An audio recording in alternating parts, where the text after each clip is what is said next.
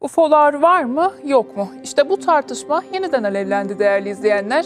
Amerikan istihbaratı merakla beklenen UFO raporunu yayınladı. Vatandaşlarımızın bazen UFO gördüm diyen vatandaşlarımızın da olduğu. Yine uzaydan bir haberle araya gidelim şimdi.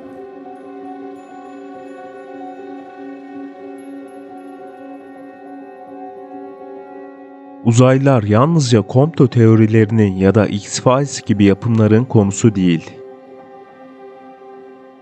Uzayda yaşam olur mu, var mı? Yoksa evrende yalnız mıyız? Gezegenimizi ziyaret ettiklerinin kanıtı olduğu iddia edilen bazı gizemli işaretlerde bulunuyor. Şimdi uzaylıların dünyayı ziyaret ettiği iddiasının 9 kanıtı olduğu belirtilen olayları sizlerle paylaşacağız.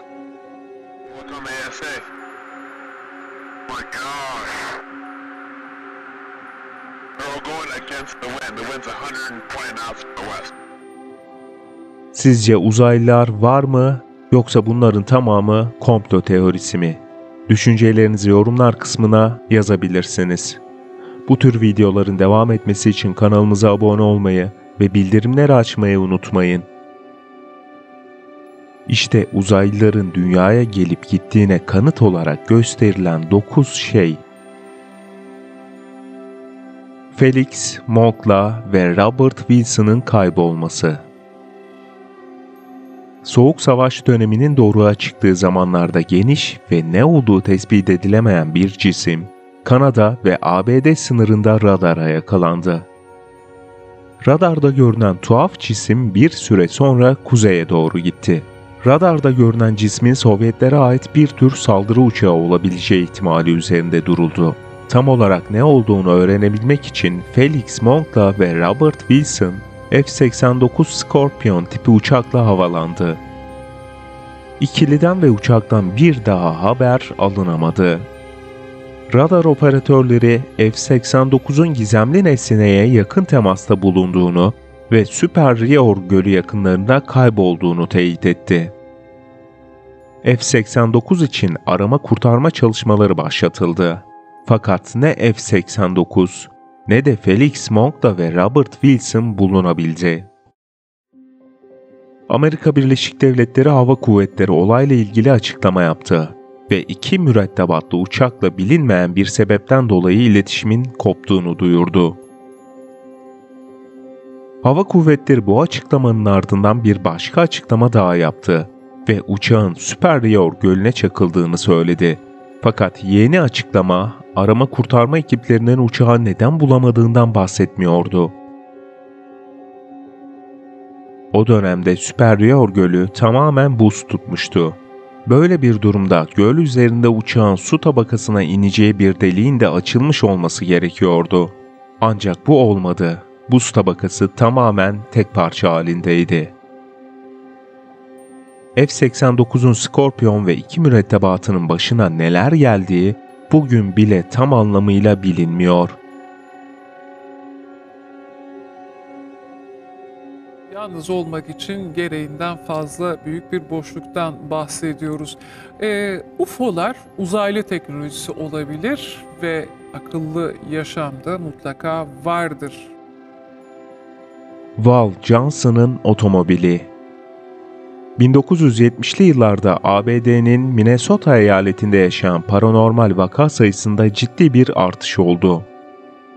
Fakat hiçbiri Şerif Val Johnson'ın başına gelen kadar dikkat çekmedi. 26 Ağustos 1979'da devriye için aracıyla turlayan Johnson, birkaç adım mesafede parlak bir ışık gördü. Birkaç santim çapında olan ışık, havada asılı bir şekilde duruyordu. Johnson aracını durdurdu ve ışığa yakından bakmak istedi. Işık birdenbire Johnson'a ve aracına yaklaşmaya başladı. Aracı savurdu ve yolun dışına attı. Johnson da bilincini kaybetti.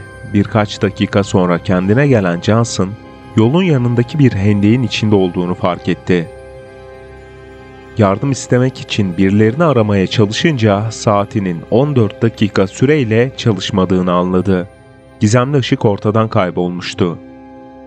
Bu olayın dikkat çeken tarafı, yaşananların Johnson üzerinde yarattığı fiziksel etkiler.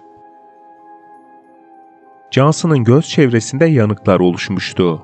Yanıklar yoğun ultraviyole ışınları sebebiyle oluşmuş gibi görünüyordu. Savrulan araçta da ağır hasar vardı. Son derece ilginç olan bu vakanın tek açıklamasının dünya dışı yaşam olabileceği düşünülüyor.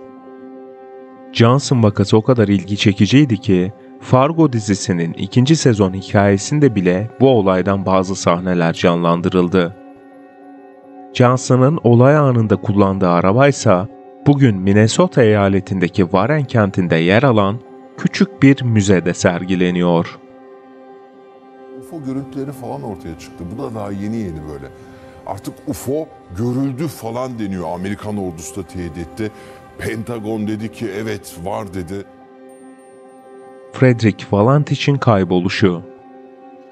Bir başka ürpertici vakayı dinlemek için hazırsanız başlıyoruz. Tecrübeli pilot Frederick Valentich, Avustralya'nın Bass Boğazı üzerinde uçuş yapıyordu. Birdenbire tepesinde tuhaf bir nesnenin olduğunu fark etti ve durumu Melbourne Hava Uçuş Hizmetlerine bildirdi. İletişime geçtiği merkez, bölgede kendisi dışında bir başka uçan cismin olmadığını söyledi. Valentich, nesnenin kendisiyle bir tür oyun oynadığını ve ne olduğunu anlayamadığını bildirdi.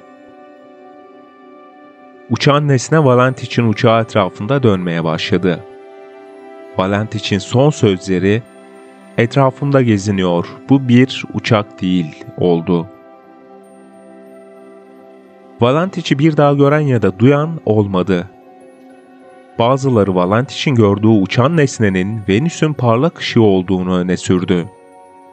Bu iddiaya göre Valentich aslında yıldızları ve Venüs'ü gördü ve yıldızlar ve kendi uçağı arasında gördüğünü iddia ettiği şey aslında halüsinasyondu. Venüs'e yüksekten bakıldığı zaman halüsinasyon etkisi yarattığına dair bazı açıklamalar bulunuyor. Rus yapımı Men in Black belgeselinde de Venüs'ün yarattığı halüsinasyon fenomeninin nasıl yaşandığı anlatılıyor. Valentich'in gördüğünü öne sürdüğü cismin halüsinasyon olma ihtimali olsa da Valentich ve uçağı hiçbir zaman bulunamadı. Dedi ki çok yakın zamanda yeni görüntüler ortaya çıkacak dedi. Şimdi biz bu UFO görüntüleriyle sizleri baş başa bırakacağız. Saat başında yeni gelişmelerle kaldığımız yerden devam. Gizemli Betz küresi. Gizemli Betz küresi adı verilen ve Terry Betz tarafından bulunan küre biçimindeki cisim, uzaylıların en iyi teknoloji örneklerinden olabilir. Terry Betz ve ailesi günün birinde yangın sebebiyle tahrip olmuş ormanlık arazide geziniyordu.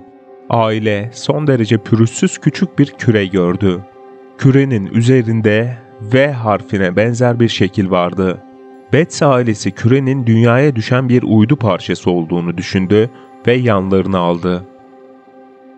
Terry'nin gitar çaldığı bir anda küre de diapozon gibi titremeye başladı. Titremenin ardından Terry, küre üzerinde deneyler yapmaya karar verdi. Küre, Terry'nin köpeğinin ulumasına sebep oluyordu ve zaman zaman hava durumu da kürenin titremesine yol açıyordu. Küre yuvarlandıktan bir süre sonra duruyor ve harekete başladığı noktaya geri dönüyordu. Kürenin ünü yayılmaya başladı ve New York Times'ın haber radarına girdi. ABD Deniz Piyade Kolordusu ve NASA, Terry ailesiyle iletişime geçti. Bilim insanlarının incelemesi için küre bir bilim toplantısına getirildi. Fakat hikayenin belki de en saçma kısmı şimdi başlıyor. Gizemli Betz küresinin bugün nerede olduğunu ya da bu kürenin gerçekte ne olduğunu kimse bilmiyor. Küreyi inceleyen bilim insanlarından biri, kürenin açılmaması konusunda herkesi uyardı. İncelemeyi yapan bilim insanı, kürenin içinde tehlikeli maddelerin bulunduğunu ve açılması durumunda atom bombası gibi patlayabileceğini söyledi. Bu gizemli olay da hala sırrını korumakta.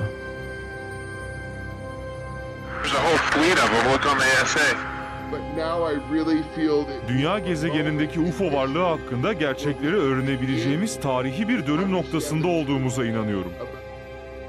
Çin'deki uzaylı boruları.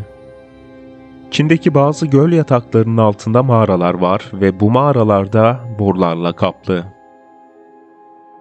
Boruların boyutları değişkenlik gösteriyor.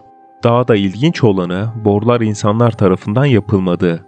En az 150 bin yıllık olduğu düşünülen borular aşırı uzun. 150 bin yıl önce metal eritip araç gerece çevirme gibi bir teknoloji yoktu. Milat olarak kabul edilen Hazreti İsa'nın doğumundan 148 bin yıl önce yapılan borular hala gizemini koruyor. Boruların bulunduğu bölgelerde insan yaşamına dair bir iz bulunmaması vakayı daha da karmaşık hale getiriyor. Su taşımacılığı için kullanıldığı düşünülen boruların uzaylılar tarafından yapıldığı fikri ağır basıyor. Çok ilginç günler yaşıyoruz. UFO'ların gerçek olduğu kabul edildi. Kısıtlı hava sahalarımızda kafalarına göre uçuyorlar. Antik uçak modelleri. Antik çağlarda kentlere inen uzaylılar olduğunu hayal edin. Böyle bir durumda medeniyetlerin dünya görüşü son derece farklı olurdu. Fakat bazı hava araçlarının iniş ve kalkış yaptığına dair çizimler, antik çağ sanatında, edebiyatında ve mitlerinde yer alıyor. Uzaylılar gezegenimize gelmiş ve medeniyetlerle iletişime geçmişse, onlara dair bazı kanıtları da beraberinde bırakmış olmaları gerekiyor. Christoph Kolomb öncesi Amerika'da Quimbaya adında bir medeniyet yaşıyordu. Quimbaya medeniyetinin yaşadığı yerlerde yapılan kazı çalışmalarında arkeologlar aslında var olmayan canlılara dair bazı altın heykellere rastladı. Fakat bu heykellerin bir süre sonra günümüzdeki modern uçakların aynısı olduğu tespit edildi. Kanatları, kuyruğu ve iskeleti olan uçak heykeller aerodinamik açıdan da kusursuzdu. Heykellerin uçan prototipini yapan Alman araştırmacılar, prototiplerin uçabildiğini kanıtladı. Bir diğer uçak modeli de Antik Mısır dönemine ait. Tıpkı Quimbaya medeniyetine ait uçaklara benzeyen figürlerin kanatları planör biçiminde bir kuşu, kuyruğu da düşey dengeleyiciyi andırıyor. Quimbaya'daki örneklerde olduğu gibi bu çizimler de aerodinamik açıdan kusursuz. Antik Mısır'daki örnekler de tıpkı Quimbaya'dakiler gibi 2000 yıl kadar önceye uzanıyor. Dünyanın farklı yerlerinde yaşayan ve birbirlerinden haberdar olmayan iki farklı medeniyetin benzer zamanlarda benzer işler yapması tesadüf olabilir mi? Antik alüminyum. Alüminyum günümüzde vazgeçilmez bir madde. Ulaşım araçlarından içecek şişelerine, pencerelerden sokak lambalarına kadar birçok alanda alüminyum kullanılır. Peki alüminyum modern zaman maddesi mi? Romanya'da bulunan ve 250 bin yıllık olduğu tespit edilen alüminyumu saymazsak belki olabilir. Oldukça iyi şekillendirilmiş 250 bin yıllık metal alüminyumun farklı maddeler kullanılarak üretildiği tespit edildi. Önceleri alüminyumun doğal şekilde oluştuğu düşünülse de yapılan araştırmalar sonucu antik alüminyumun son derece karmaşık bir makinenin parçası olduğu ortaya çıktı. 250 bin yıl önce ve makineler. Bu gizem hala bilim dünyasında konuşulmaya devam ediyor. UFO'ların ısı izlerini gösteriyor. Termal görüntüden anlayanların dikkatini çeken bir unsur var. UFO'larda hava araçlarında görmeyi beklediğimiz kuyruk, pervane ya da herhangi bir itici güç yok. Antik astronotları andıran heykeller. Dünyanın farklı yerlerinde yaşayan medeniyetler, antik uçak modellerinin yanı sıra antik astronot heykelleri de yaptı. Bu heykellerin en dikkat çeken örnekleri, Japonya'daki Doğu heykelleri ve Irak'ta bulunan Ubayd kertenkelesidir. Doğu heykelleri, Japon prehistoryasında M.Ö. 14.000 ve 300 yılları arasını kapsayan Jomön kültürü dönemine uzanıyor. Çömleklerin en eski formlarına rastlanan bu dönemde Doğu heykelleri de yapıldı. Bazıları Doğu heykellerinin hayvanları ve insanları tasvir ettiğini düşünse de uzaylıları andıran heykellerin yapım amacı bilinmiyor. Orta Doğu'da ise Ubaitler tarafından yapılan kertenkele biçimindeki heykeller dikkat çekiyor. Doğu heykellerinin aksine Ubait'teki heykeller kertenkeleyi andırıyor. İnsan bedeni üzerine kertenkele kafası konularak oluşturulan heykellerin birinde kadın kertenkele figürünün kertenkele yavrusunu beslediği açık biçimde görülüyor. Bu heykellerin dini bir figür mü yoksa uzaylılar mı olduğu meçhul.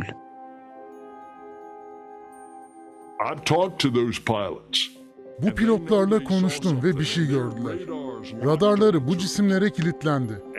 Önce burada, sonra aniden başka yerdelerdi. Bunların ne olduğunu bilmiyorlardı. Biz de bilmiyoruz. Tablolardaki antik UFO çizimleri. Günümüzde birçok televizyon programında, filmde ve çizgi romanda UFO'lar yer alıyor. UFO furyası özellikle Roswell UFO vakasının yaşandığı 1947 yılından sonra tavan yaptı. Fakat UFO izleri yalnızca modern dünya yapımlarında yer almıyor. Amerikan yerlilerinin mağara çizimlerinde bir tür uzay giysisi giyen ve kabileyi ziyaret eden canlıların resmedildiği sahneler var. Benzer çizimlere Afrika, Avustralya ve Tanzanya'daki ve hatta bütün dünyadaki mağaralarda da rastlamak mümkün. İtalyan ressam Ventura Salimbeni'nin şarap ve ekmek ayinine övgü çiziminde bulutun üzerinde yer alan cismin ne olduğu hala bilinmiyor.